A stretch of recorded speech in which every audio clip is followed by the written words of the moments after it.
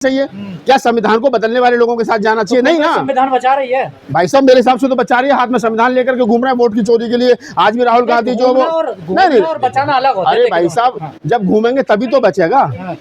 राहुल गांधी के हाथ में चुनाव आयोग तो है नहीं, राहुल गांधी के हाथ में देश की प्रधानमंत्री कुर्सी तो है नहीं, राहुल गांधी क्या अखिलेश यादव तमाम इंडिया गठबंधन के जो नेता उनके हाथ में क्या है बताओ मुझे?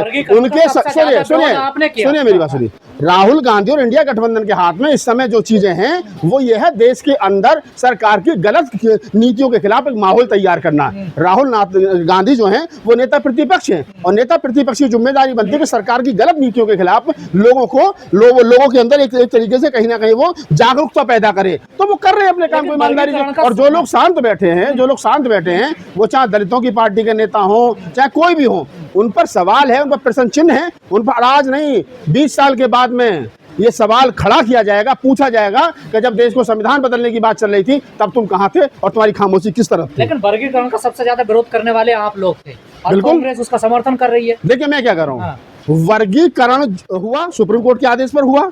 सबसे पहले हरियाणा में बीजेपी सरकार ने लागू किया।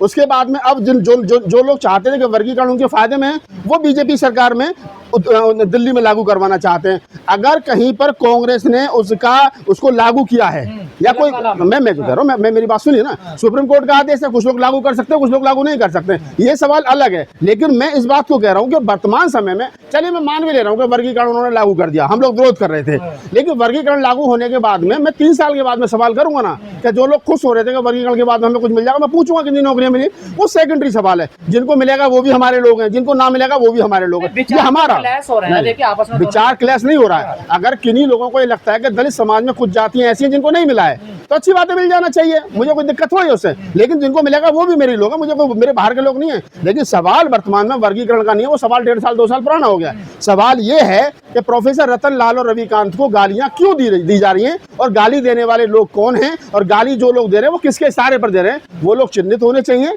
और उन लोगों की पहचान होनी चाहिए। और जैसा मैंने कहा, उन अनपढ़ और कुपढ़ लोगों से ये पूछा जाना चाहिए। दिल्ली में भी कुछ ज्यादा बुद्धिमान लोग घूम रहे हैं, मुझे मिलेंगे तो बात करूंगा, तो मैं पूछूंगा उन लोगों से कि आखिरकार भाई तुम लोग जो रतन लाल का विरोध कर रहे हो, मुझे अच्छा लगता जो बहुजन समाज पार्टी के बहुत बड़े मतलब हितैषी बन रहे हैं, वो कभी मायावती जी के लिए भी एक पोस्ट लिखते, ट्वीट करते कि बहन जी हमारे समाज के इतने पढ़े लिखे लोग जो समाज के लड़ाई रोड पड़ रहे हैं, आप इनको पार्टी में शामिल करिए, प्रवक्ता बनाइए, जिम्मेदारी दीजिए, उपाध्यक्ष बनाइए, अध्यक्ष बनाइए।